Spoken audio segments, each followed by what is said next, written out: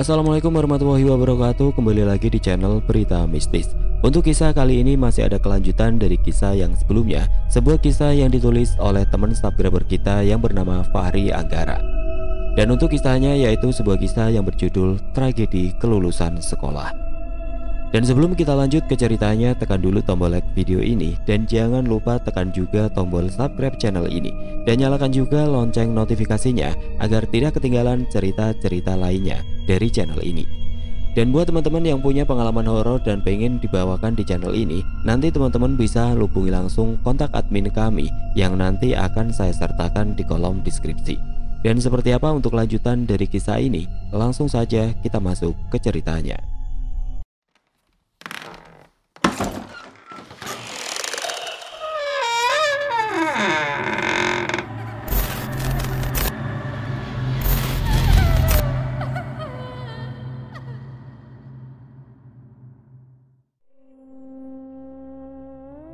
Sepulang di rumah langsung aku mengajak Rangga ke panti asuhan dulu sebelum ke gubuk tadi. Beberapa menit kemudian aku sudah sampai di panti, memarkirkan motor di dekat meja jualan Aina. Yang di sana terlihat Aina, Dinda, serta Baim tengah sibuk melayani para pembeli. Kuhampiri mereka sembari mengucapkan salam. Kompak mereka membalas salamku. "Gimana mas ujiannya?" tanya Aina saat aku sudah berdiri di dekatnya. "Baik dek, adik sendiri gimana jualannya?" tanya aku balik sembari membungkus pesanan para pembeli. "Ya alhamdulillah mas, lancar. Mas sudah makan?" "Belum dek, soalnya ini mas belum pulang ke rumah, langsung ke sini tadi." "Ya udah ntar mas, aku ambilin makanan di dalam dulu ya, sekalian sama temennya mas," sambung Aina lalu beranjak menuju dalam panti. Sementara Rangga tengah sibuk membantu Dinda yang sesekali tertawa oleh tingkah konyol Rangga demi mendapat perhatiannya. Aku hanya tersenyum melihat mereka. "Ini mas makan dulu, ajakin temannya," ucap Aina yang sudah kembali dengan nampan berisi makanan. "Ya udah, adek juga makan ya." "Aku udah mas tadi, mas aja yang makan." "Oh ya, makan dulu," ajakku pada Rangga yang segera bergabung denganku, menyantap makanan yang dibawakan oleh Aina. "Ini adek yang masak?" tanyaku pada Aina. "Iya mas, memangnya kenapa? Gak enak kah?" Aku menggeleng sembari tersenyum. "Pantesan enak, ternyata adik yang masak," balasku terkekeh. "Mas bisa aja mujinya." Bukannya Aina yang membalas, malah Rangga yang meledekku, membuat usahaku untuk menggombal Aina gagal. "Udah jangan ngomong mas kalau lagi makan, kesedak ntar," potong Aina lalu kembali membantu Dinda melayani pembeli. Baru saja selesai makan, Baim datang sembari memasang wajah kecut memperhatikanku. "Ada apa Im? Mukanya cemberut gitu," tanyaku padanya. "Nah kan pasti lupa lagi," balasnya melempar pandangan. "Apa? Lupa apa?" tanyaku berusaha mengajaknya bicara. "Gamenya mana?" tanyanya lagi membuatku langsung mengingat janjiku padanya kemarin. "Oh itu, bentar aku bawain," ujarku pada Baim yang membuatnya langsung sumringah dengan mata berbinar. "Janji ya, kalau nggak dibawain aku tanya Mbak Aina, kalau kakak orangnya suka bohong," ibunya mengancam membuatku terkekeh. Aku dan Rangga memilih menunggu tengah malam di panti, sekaligus menemani Aina mengajar anak-anak lain. Sekitar pukul 11 malam aku pamit pada Aina dan Dinda yang tengah berbincang bersama Umi, sedangkan aku duduk di taman sembari merokok. "Mas masih ada urusan deh di rumah temen," ujarku pamit. "Penting kah mas? Udah hampir tengah malam loh ini," Ibu Aina khawatir. "Tenang aja dek, doain aja," balasku berusaha menghilangkan kekhawatiran Aina. "Ya udah deh, hati-hati ya mas." Aku dan Rangga pun kembali melajukan motor ke arah gubuk yang ditempati ayah Robi tadi, berharap bisa mendapatkan penjelasan tentang itu. Cukup lama kami baru sampai di tempat. Wajarlah karena jalan ke tempat itu tidak memiliki penerangan sedikit pun, hanya dihiasi pohon-pohon di pinggir jalan. Bahkan tidak kudapati satupun orang yang berpapasan denganku dari tadi. "Gila kalau malam serem amat," ujar Rangga bergidik memperhatikan suasana sekitar. Apalagi ditambah lolongan anjing yang sesekali terdengar saling bersautan, hingga akhirnya kami menjumpai gubuk yang dicari. Sebuah motor terparkir di depan gubuk tersebut, yang aku tahu itu adalah motor milik Robi. Kumatikan motor dan berjalan mengendap ke arah gubuk tersebut. Aura yang aku rasakan tadi sore kini makin pekat terasa. Kembali aku mencari celah dinding yang bisa aku tempati untuk mengintip ke dalam. Berusaha tidak menimbulkan suara sedikit pun. Terlihat di dalam Robi sedang bersila di dekat ranjang yang ditempati ayahnya. Sementara beberapa sesajen bunga-bungaan dan kepala kerbau tertata di depannya. Bau dupa yang dibakar menyeruak dari dalam. Kali ini cerita beralih dari sudut pandang Robi. Terlahir dari keluarga yang kurang mampu membuatku menjadi seorang yang pendiam dan tidak memiliki banyak teman. Hingga hal itu membuatku pribadi yang tidak banyak bicara. Aku adalah anak tunggal dari keluargaku, memiliki masa lalu yang cukup keras karena keadaan ekonomi serba kekurangan. Namun itu semua berubah saat bapakku melakukan sesuatu yang membuat keadaan kami berubah drastis. Bapak yang notabene hanya lulusan SD tiba-tiba mendapat uang entah dari mana.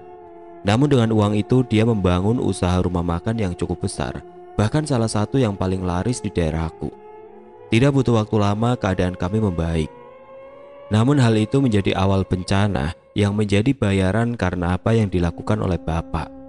Suatu malam aku terbangun akibat suara lolongan anjing, ditambah suasana rumah yang terasa sangat pengap, membuat tenggorokanku sakit.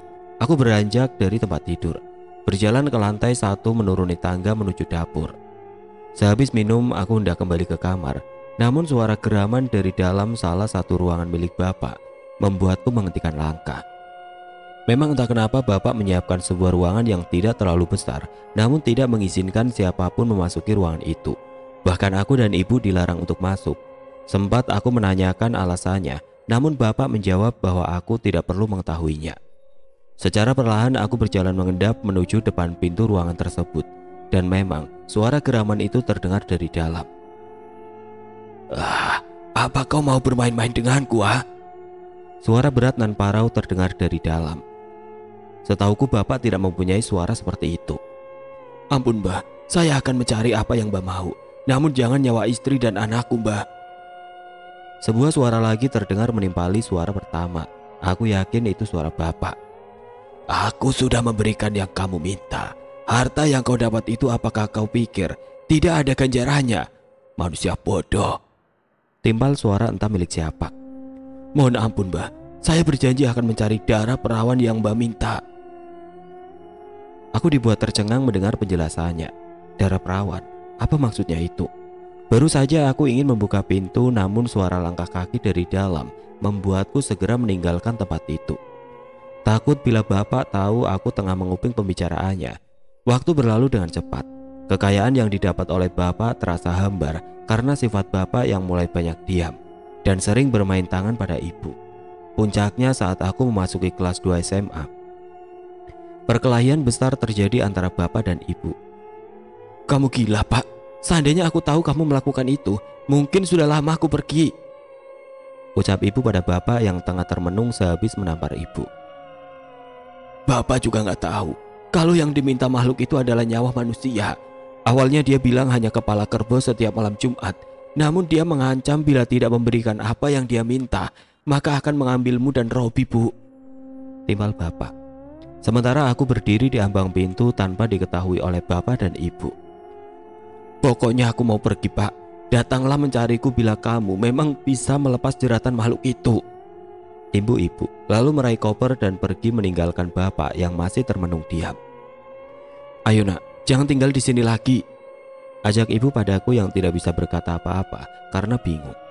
Beberapa kali aku sempat bertanya pada ibu tentang apa yang sebenarnya terjadi. Namun ibu hanya bilang kalau bapak sudah salah langkah dan bisa membahayakan kami. Semenjak saat itu pula aku tidak lagi tinggal bersama bapak, hanya sesekali datang menjenguknya.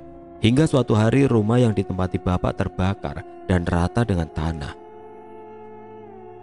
Untung saja bapak selamat dari kebakaran itu. Namun semua harta dan apa yang dimiliki oleh bapak ludes tidak tersisa. Anehnya bukannya menyewa rumah atau apa, bapak meminta agar dibawa ke tengah hutan. Sebuah hutan yang jarang dimasuki oleh warga. Kenapa bapak ingin tinggal di tempat ini? Tanyaku pada bapak saat aku berdiri di depan sebuah gubuk yang letaknya tersembunyi. Maafkan bapak, nak. Jawab bapak sembari meneteskan air mata. Ada apa, Pak? Aku sudah besar. Jangan membuatku seperti anak kecil yang tidak berhak tahu apa-apa. Ibuku memaksa bapak untuk bicara. Bapak terlihat menarik nafas berat, lalu mulai bercerita. Suatu hari saat bapak pulang dari jualan sayuran, ia bertemu seseorang teman lama bernama Rojak. Katanya teman sekolah dulu yang kini sudah sukses dengan mobil mewah dan usaha yang sudah berhasil. Bapak yang tahu kondisi bahwa temannya itu dulu lebih miskin daripada bapak, heran dan bingung. Kenapa temannya itu bisa berhasil sampai sekarang memiliki rumah mewah dan beberapa mobil mewah. Kalau kau mau seperti saya, datanglah ke rumahku. Di sana akan aku kasih tahu apa yang membuatku berhasil, jawab Rojak teman bapak. Awalnya bapak tidak terlalu mengindahkan ajakan temannya itu. Namun keadaan ekonomi yang makin hari makin sulit membuat bapak tergoda untuk menemui temannya tersebut. Bapak lalu mendatangi Rojak yang berada di restoran miliknya, menanyakan sesuatu yang pernah diceritakan olehnya.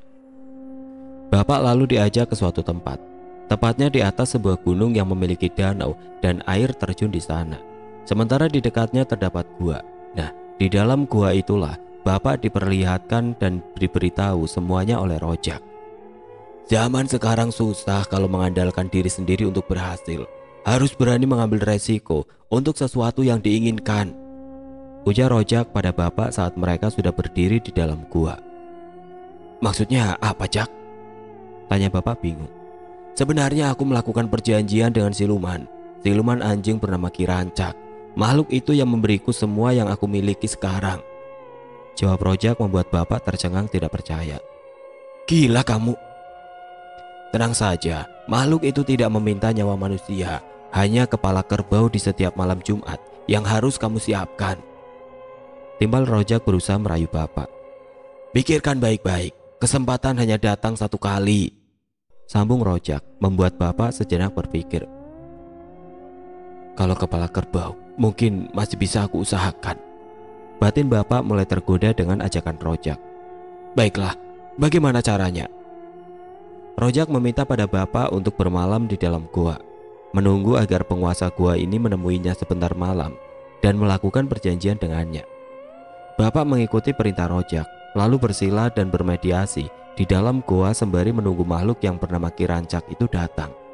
Sekitar pukul 1 malam, bapak mendengar suara lolongan anjing yang terdengar sangat ramai dari arah luar gua. Bapak berkeringat dingin menahan ketakutan saat suara parau terdengar menyuruhnya membuka mata. Bapak membuka mata dan dibuat terbelalak saat mendapat sebuah makhluk berbadan manusia dengan kepala anjing berdiri di hadapannya. Mata makhluk itu bersinar merah memandangi bapak yang masih tercengang dan tanpa bisa berbicara. Apa yang kau inginkan, manusia? Tanya makhluk itu. Bapak bersimpuh di hadapan sosok itu. Aku hanya minta agar diberikan uang dan kekayaan, Mbah, jawab bapak terbata-bata dengan keringat dingin menahan ketakutan. Mudah, itu sangat mudah. Tapi kau tahu kan apa yang perlu kau lakukan? Tanya makhluk tersebut menyeringai. Iya, Mbah, saya mengerti dan siap memberikannya, jawab bapak tanpa mengetahui bahwa kepala kerbau itu hanyalah awal dari tipu daya Ki Rancak, sang siluman anjing. Aku lebih baik hidup di kemiskinan, Pak, daripada harus seperti itu dan bersekutu dengan iblis, hardiku pada bapak karena mengetahui bahwa semua yang didapatkan oleh bapak berasal dari makhluk tersebut. Maafkan bapak, nak. Ini salah bapak. Biarkan bapak sendiri yang menanggungnya. Ucapan bapak membuat dadaku semakin sesak saja. Hari berganti minggu, minggu berganti bulan, hingga kini keadaan bapak semakin parah dengan kondisi badan yang kurus kering. Bahkan untuk bangun pun bapak sudah tidak sanggup. Sudah beberapa kali aku mengajaknya untuk tinggal bersama ibu, namun bapak menolak dengan alasan tidak ingin menyusahkan ibu lagi atas apa yang dilakukannya. Hingga saat ini aku sudah duduk di kelas 3 SMA, walaupun pendiam. Aku sebenarnya menyukai satu siswi di sekolahku bernama Meli, namun aku sendiri tidak punya keberanian untuk menyatakan perasaanku padanya. Apalagi beberapa kali aku melihat dia seperti menyukai satu siswa juga yang bernama Fahri. Hingga suatu saat keberanianku muncul saat pulang sekolah. Aku menunggu Meli di depan sekolah dan sudah menyiapkan hadiah berupa seikat bunga, berharap apa yang akan aku lakukan ini bisa sedikit membuka hatinya untukku. Mel, teriakku padanya saat aku melihatnya berjalan keluar dari sekolah. Sejenak Meli menoleh lalu kembali berbincang bersama temannya, kemudian berjalan menghampiriku yang sudah gugup setengah mati. "Ada apa?" tanyanya saat sampai di hadapanku. Ini Mel, buat kamu," ujarku terbata-bata sembari menyodorkan seikat bunga yang aku bawa. "Ini apaan? Maksudmu apa?" tanya Meli tidak mengerti. "Aku sudah lama Mel suka sama kamu, berharap kamu bisa sedikit membuka hati pada aku," sambungku dengan mantap. Meli tidak menjawab, hanya terdiam lalu melangkah meninggalkanku menuju seseorang yang pastinya adalah Fahri. Beberapa pasang mata siswi memperhatikanku. Ada yang tertawa, ada juga yang menatapku kasihan. Rasa sesak di dadaku tidak bisa aku tahan, membuatku menaruh dendam pada Meli sekaligus Fahri. Sepulang sekolah, aku langsung merebahkan badan di atas kasur. Dengan tatapan kosong menatap ke langit-langit kamar, hingga tidak terasa mataku terlelap. Di dalam mimpi, aku membuka mata saat suara lolongan anjing terdengar di telingaku. Aku bingung. Aku sedang berdiri di tengah-tengah padang rumput, yang di setiap sela rumput itu terdapat mata-mata merah yang memperhatikanku. Lalu sebuah makhluk berkepala anjing dan berbadan manusia menghampiriku. "Balaskan dendammu. Apa kau ingin dipermalukan seperti itu? Ambil ini," ujar sosok itu menyodorkan sebuah bulu, entah bulu apa. Entah kenapa aku langsung saja meraih benda itu. Lalu suara lolongan anjing bersorak seakan merayakan keberhasilan saat aku mengambil benda tersebut. Tiba-tiba aku terbangun dengan keringat yang membasahi wajahku. Nafasku terasa sesak tidak beraturan. Sesuatu terasa di telapak tanganku. Sebuah bulu kasar sama persis di dalam mimpi. "Apa ini?" "Bila kau menggenggam benda itu sembari menyebut namaku, aku akan datang membantumu." Suara parau terdengar di telingaku, membuatku mengedarkan pandangan mencari asal suara tersebut. Namun tidak aku dapati apapun di dalam kamarku. Tidak mau mengambil pusing, aku menyimpan benda tersebut di jajaran buku pelajaran. Hingga suatu kejadian ribut dengan Fahri di sekolah membuat dendamku padanya semakin menjadi-jadi. Pada saat ujian sekolah, aku kedapatan merokok di toilet sekolah oleh guru bernama Pak Bagus. Bukannya bicara baik-baik, dia malah menamparku, membuat pipi dan hatiku panas. Aku langsung pulang dari sekolah dengan kondisi hati yang semakin sesak karena menahan amarah. Sepulang sekolah kembali aku mengambil benda itu, menggenggamnya di tanganku. Kirancak, datanglah," gumamku. Tiba-tiba suasana kamar yang awalnya adem menjadi pengap dan panas. Lalu, "Ada apa?" Muncul suara dari belakang membuatku kaget. Aku membalikkan badan, mendapati sosok yang muncul di dalam mimpiku kini sudah berdiri di hadapanku dengan seringai dan air liur yang terus menetes dari lidahnya yang keluar. "Kau mau aku membuat celaka orang yang menghinamu," sambungnya lagi. Entah kenapa, karena membayangkan perlakuan Meli serta yang terjadi antara aku dan Fahri membuatku semakin dendam.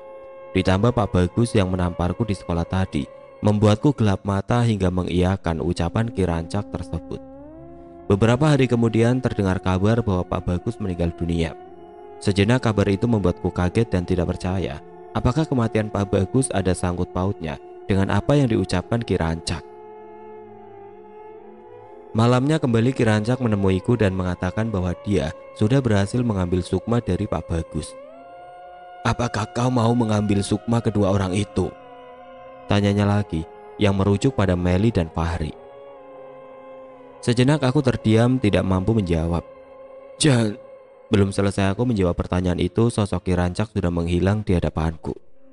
Sebenarnya di satu sisi aku tidak ingin melakukan hal ini, namun di sisi lain perlakuan mereka padaku membuatku tidak bisa berpikir jernih. Aku terduduk sendiri di atas kasur memegangi kepala yang pusing akibat memikirkan hal tersebut. Bagaimana bila Kirancak benar-benar mengambil sukma Meli dan Fahri? Apakah aku akan menjadi pembunuh dan bersekutu dengan makhluk tersebut? Sama dengan apa yang dilakukan oleh bapak. Besok harinya di sekolah terjadi sesuatu yang membuat seisi sekolah menjadi heboh, yakni kejadian kesurupan yang dialami oleh Meli. Sejenak aku mengamatinya dari luar dan merasakan hawa yang sama. Persis dengan hawa keberadaan milik Kirancak. Untung saja saat itu ada Fahri yang berhasil mengatasi kejadian tersebut. Dari situ juga aku tahu bahwa dia memiliki keistimewaan yang tidak semua orang mempunyainya. Walaupun aku marah padanya, namun aku lega karena sebenarnya aku tidak menginginkan hal ini. Sepulang sekolah aku langsung menuju gubuk yang ditempati oleh bapak. Sesampainya di sana aku mengutarakan apa yang terjadi. Pak, bagaimana cara menghentikan Ki Rancak? Dia meneror di sekolahku, padahal aku tidak memerintahkannya. Tanyaku pada bapak yang tengah berbaring, membuatnya langsung kaget dan tidak percaya. Kenapa kau memanggilnya, nak? Kau memanggilnya dan menuruti keinginanmu satu kali saja, maka kau sudah terikat dengannya. Aku tidak memerintahkannya, Pak. Aku hanya mencoba memanggilnya. Namun dia sesuka hati berbuat sesuatu tanpa aku perintah. Sambungku membela diri. Tidak terasa waktu sudah memasuki malam, dan lolongan anjing yang bersautan membuat aku dan bapak siaga di dalam gubuk. Karena biasanya kehadiran Ki Rancak ditandai dengan suara lolongan anjing. Benar saja, tidak berselang lama sosok siluman itu muncul di hadapanku dengan seringai yang menakutkan. Apa kau berdua membicarakanku? Bicaralah sekarang, aku sudah ada di hadapan kalian. Ucapnya disusul suara tertawa yang menggelegar. Jangan anakku, Ki, aku saja yang kau ambil. Timbal bapak berusaha bangun, sementara aku masih berdiam tanpa tahu harus bagaimana. Tidak semudah itu. Kalau kau mau aku membebaskan anakmu, maka kau harus siap memberiku nyawa istrimu. Aku dan bapak saling berpandangan, bingung mau menjawab apa. Jangan, ambil aku saja, potong bapak. Kutunggu di malam Jumat selanjutnya. Bila tidak, aku akan meneror kehidupanmu. Ujarnya lalu menghilang dengan asap hitam, dan lolongan anjing yang terdengar semakin samar dan menghilang. Bagaimana ini, Pak? Bapak juga tidak tahu, nak. Bapak takut sosok itu akan mengambilmu dan ibumu. Jawab bapak lemas. Ternyata gertakan yang dikatakan oleh Ki Rancak bukan sekedar gertakan. Keesokan harinya kembali terjadi sesuatu di sekolah. Beberapa siswa mengalami kerasukan. Aku yang menyadari hal itu adalah ulah Ki Rancak langsung bergegas pulang ke rumah dan membakar bulu yang pernah dia berikan padaku. Berharap hal itu bisa membuat Ki Rancak musnah, namun sebaliknya. Pada malam hari Ki Rancak datang menemuiku. Dia muncul di hadapanku dengan cakar tajam dan tatapan mata marah. Jangan kau berani padaku, atau aku akan mengambil nyawa bapakmu yang bodoh, atau kau mau aku mengambil nyawa ibumu juga. Tanyanya masih dengan tatapan tajam padaku.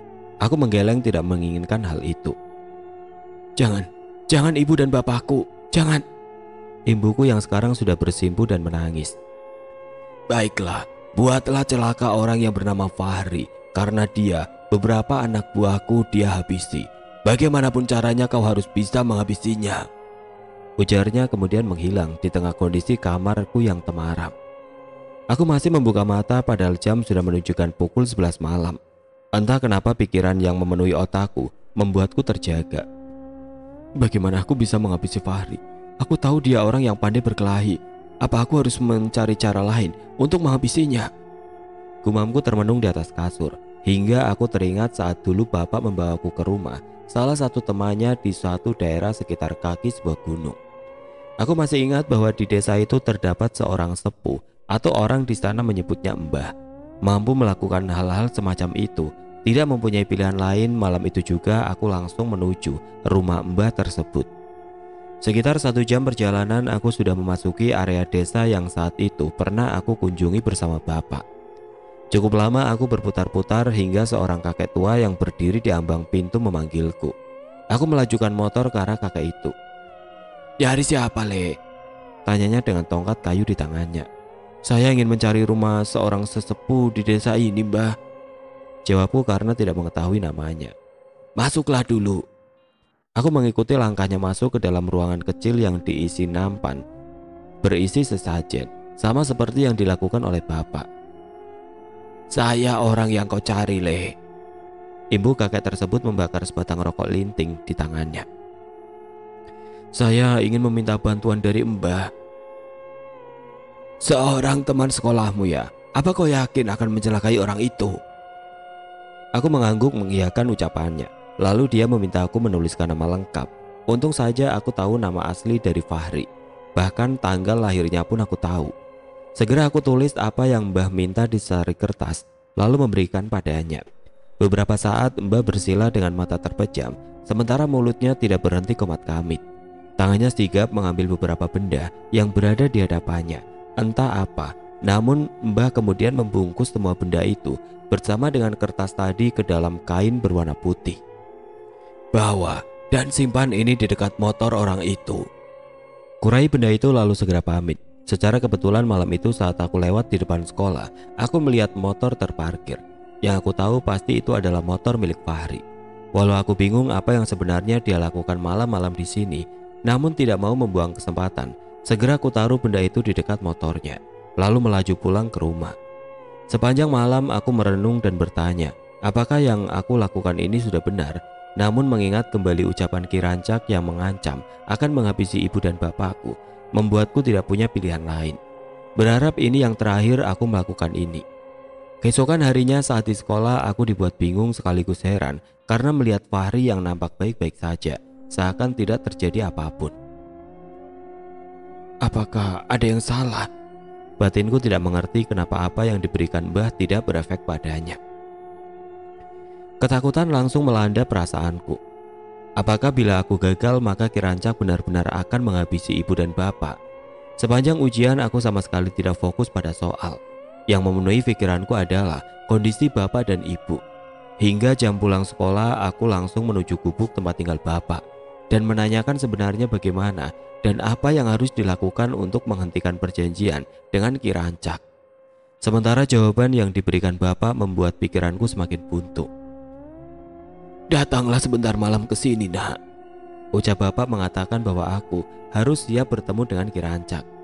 Tidak punya pilihan dan bingung harus berbuat apa, aku menuruti keinginan bapak. Berharap hal ini bisa setidaknya memberiku sedikit waktu dan pilihan. Setelah semua sesajen dan kepala kerbau sudah siap, aku bersila sembari menutup mata dan memanggil Ki Rancak. Hingga hawa di sekitarku terasa panas dan pengap. Suara lolongan anjing menandakan dia akan segera hadir. Kali ini kembali ke sudut pandang Fahri. Tengah fokus memperhatikan apa yang akan dilakukan oleh Robi selanjutnya, indraku merasakan sesuatu yang jahat sedang mendekat. Benar saja tiba-tiba suara lolongan anjing terdengar mendekat.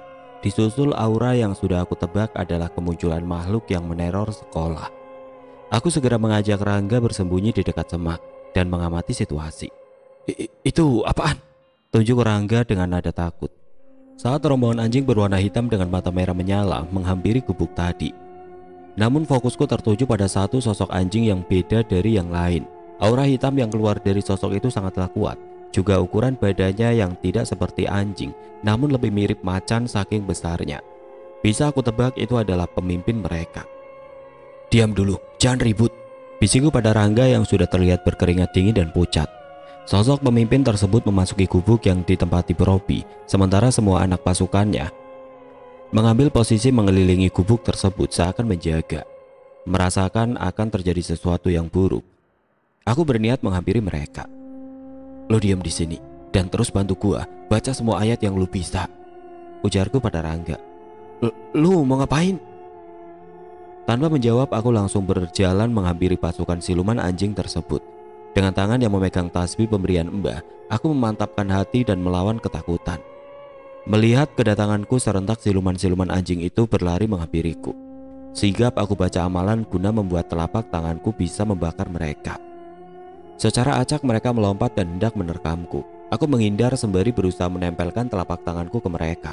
Berhasil, sosok siluman anjing yang berhasil aku pegang langsung terbakar, diiringi suara rintihan dan lolongan. Satu persatu mereka bisa aku tumbangkan. Namun tidak sedikit pula cakaran yang berhasil mengenai tubuhku. Aku berusaha menahan rasa perih akibat cakaran di tubuhku, melihat jumlah mereka yang semakin berkurang, hingga tinggal tersisa satu di antara mereka. Ia langsung menerjang dan mencakar kakiku hingga aku terjatuh ke tanah. Melihat itu, siluman tersebut kembali melompat hendak menancapkan cakar dan gigitannya tepat di atasku yang masih terkapar. Untung saja sigap tasbih yang berada di tanganku mengeluarkan aura putih dan menyilaukan, membuat siluman itu langsung terkapar. Bersusah payah aku berdiri dengan kaki yang terasa perih. Aku berjalan menghampiri pintu gubuk tersebut dan mendobraknya. "Lari!" Suara Robi saat melihatku di ambang pintu. Dia kini sudah berada di tangan Ki Rancak dengan lehernya yang dicekik dan diangkat. Aku berlari ke atas ranjang melihat ayah dari Robi yang tidak sadarkan diri dengan darah yang keluar dari mulutnya. lepaskan mereka. Teriakku berlari menerjang sosok Ki Rancak. Amalan telapak geni kembali aku baca dan menerjang Ki Rancak. Namun dengan sekali ayunan tangannya membuatku terkapar dan terlempar mundur dengan dada yang terasa sakit. Kupaksakan tubuhku untuk kembali berdiri. Aku mencoba kembali menerjang Ki Rancak, tapi sama seperti sebelumnya. Jangankan untuk menyentuh sosoknya, untuk mendekat pun aku tidak bisa. Aura yang ia keluarkan membuat tubuhku kaku, tidak bisa bergerak. Apa kau berpikir karena bisa membunuh anak buahku, maka kau bisa mengalahkanku, ah? Dasar bodoh, ujar Ki Rancak menertawakanku. Lihatlah, biar dia saja yang akan membunuhmu. Sambungnya lalu perlahan sosoknya masuk ke tubuh Robi yang langsung terdiam menunduk. Dia kemudian mengangkat kepala dengan seringnya yang menyeramkan. Bahkan tawa yang terdengar dari mulutnya sangat berat. Aku berusaha menggerakkan badan dan membaca ayat suci.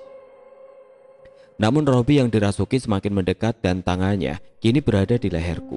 Aku berusaha melepaskan genggaman tangannya dari leherku, namun cekikannya begitu kuat hingga membuat bacaan ayat suciku terputus-putus. Saking susahnya aku bernapas. Tasbih yang berada di tanganku pun terjatuh. Sebuah pendaran cahaya putih keluar dari tasbih, membuat Ki Rancak yang berada di tubuh Robi makin mengeraskan cekikannya. Dia kemudian menginjak tasbih tersebut hingga putus. Siapa lagi yang kau andalkan, ah? Teriak Ki Rancak. Tiba-tiba seseorang berlari dari luar gubuk, langsung memukul kepala Robi dengan balok, membuat kesadaran Robi langsung menghilang hingga tubuhnya jatuh tidak sadarkan diri. Lu nggak apa-apa, Bri? Rangga bertanya berusaha membantuku berdiri. Hati-hati, dia masih ada di sini. Benar saja sosok Ki Rancak kembali muncul dan langsung mencakar Rangga, membuatnya mundur sembari meringis. Aku kembali berusaha berdiri, membuka kembali ajian telapak geni. Tanganku mengeluarkan aura merah seperti bara. Dengan kaki tertatih aku berusaha menerjang ke arah Ki Rancak, namun sama seperti sebelumnya. Itu sama sekali tidak berefek padanya, malah tangannya kini sudah mencekik leherku untuk kedua kalinya. Tawanya menggelegar di kesunyian malam. Ya Tuhan, apakah ini adalah takdirku? Liriku saat aku rasakan kesadaranku hampir hilang. Namun aku mencium wangi nan harum di ruangan ini, wangi yang sangat familiar, Dewi Anggini. Sosoknya muncul di dekat Ki Rancak dengan cepat mengayunkan ekornya, membuat Ki Rancak menghindar dan melepaskan cekikannya dariku dan Rangga. Kau tidak apa-apa, Den? Tanya Dewi Anggini sembari meniup luka di tubuhku, membuat perlahan luka itu mengering dan sembuh. Iya Dewi, balasku singkat berusaha mengatur nafas. Tolong temanku. Dewi Anggini beralih ke Rangga dan melakukan hal yang sama. Siapa kau? Berani mencampuri urusanku? Teriak Ki Rancak dengan geraman marah. Aku Dewi Anggini. Karena kau mengganggu anak ini, maka itu adalah urusanku. Balas Dewi Anggini berdiri di hadapanku. Ceh. Ki Rancak lalu berlari ke arah Dewi Anggini dan berusaha melayangkan cakaran. Namun Dewi Anggini sigap menghindar. Dengan sekali mengayunkan ekornya ke tubuh Ki Rancak, aura mereka saling bertabrakan, menimbulkan percikan-percikan seperti bola api. Kelincahan Dewi Anggini bisa membuat Ki Rancak terpojok. Bahkan beberapa luka di tubuhnya sudah terlihat. Kuat juga kau, geram Ki Rancak. Lalu perlahan menutup mata hingga tiba-tiba dua sosok yang sama persis dengannya muncul menjadikan pertarungan ini berat sebelah. Hati-hati Dewi, teriakku mengkhawatirkan Dewi Anggini yang kini harus melawan 3 Ki Rancak sekaligus. Tenang saja Den, balas Dewi menoleh lalu tersenyum. Kembali pertarungan terjadi. Awalnya Dewi Anggini bisa mengimbangi kekuatan Ki Rancak, namun karena kalah jumlah Dewi Anggini dibuat kepayahan dan beberapa kali terkena cakaran dari ketiga sosok Ki Rancak. Hingga pada suatu momen Dewi Anggini terlempar dan memuntahkan darah dari mulutnya. Ini saja kekuatanmu, ah? Ardi Ki Rancak dengan tawa puas. Tapi suara geraman dari luar gubuk membuat Ki Rancak waspada. Aku tersenyum saat tahu kalau itu adalah Ki Baratangsa dan saudaranya. Menyadari kehadiran mereka, Ki Rancak berusaha kabur, namun Dewi Anggini sigap menahannya dengan ekornya yang melilit tubuh Ki Rancak. Seperti dugaanku, kedua harimau itu muncul dan langsung memberikan serangan pada kedua sosok bayangan Ki Rancak, membuatnya berteriak lalu menghilang. Sementara tubuhnya yang asli tengah berusaha melarikan diri dari lilitan ekor Dewi Anggini. Tanpa aba-aba, kedua harimau bersaudara tersebut langsung menerjang menghujani cakaran dan gigitan di tubuh Ki Rancak. membuat tubuhnya terluka parah.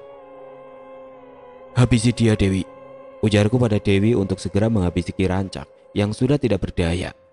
Dewi Anggini mengangguk dan semakin menguatkan lilitannya di tubuh Ki Rancak, membuat Ki Rancak berteriak kesakitan dan hancur menjadi asap hitam. "Kalian kembali," ujarku pada mereka. Mereka bersimpuh dan meminta maaf di depanku. "Maafkan kami, Den, karena terlambat datang," balas Dewi Anggini. "Justru aku yang harus berterima kasih karena kalian datang membantuku." Aku menoleh menatap Rangga dan Robi yang tidak sadarkan diri. "Bawa temanku untuk kembali ke rumah," pintaku pada Ki Baratangsa yang sigap menaikkan Rangga ke atas punggungnya, sementara aku dikawal oleh Dewi Anggini untuk mengemudikan motor ke arah pulang. Beberapa hari berlalu aku mendapatkan kabar bahwa ayah dari Robi meninggal dunia. Entahlah, mungkin ini semua sudah takdir dari yang di atas. Moga aja kita lulus ya," ucap Rangga saat kami tengah menunggu pengumuman kelulusan. "Semoga saja." Satu persatu siswa yang lulus disebut namanya. Hingga akhirnya sesuai harapan aku dan Rangga berhasil lulus, membuat kami melompat kegirangan. "Lu mau lanjut di mana kuliahnya?" tanya Meli yang datang menghampiri kami berdua. "Gak kuliah aku." "Ih kok gitu, tapi yaudah deh. Makasih ya Ri, udah nolongin aku," sambung Meli memberikan sebuah kotak yang berisi jam tangan. "Makasih Mel," balasku tersenyum. "Tuh ada si Robi," ujar Rangga saat melihat Robi berjalan menghampiri kami. "Makasih Bre, karena udah mau nolongin gua," ujarnya saat sampai di hadapanku. "Iya sama-sama, jangan sampai lu ngulangin lagi kesalahan lu. Anggap ini pelajaran, dan buat kematian bapak lu ikhlasin." Akhirnya perjuangan selama 3 tahun berakhir. Aku dan Rangga lulus walau dengan nilai yang tidak terlalu baik. Baru saja aku hendak berjalan keluar pagar, di depan gerbang ini berdiri seorang wanita dengan senyum sumringah kepadaku sembari melambaikan tangan. "Kak, sini." "Itu siapa lagi? Bener-bener lu ya, cantik bener dah cewek yang deket sama lu," timbal Rangga ikut perhatikan Intan di seberang jalan. "Ada apa?" tanyaku saat sampai di hadapannya. "Disamperin kok nanya ada apa? Ya nyarain kamu lah," balas Intan tersenyum dan langsung merangkul tanganku. "Buat rayain kelulusan ikut aku ke gunung ya, please." "Lihat nanti," balasku menyuruhnya segera naik ke jok belakang motorku.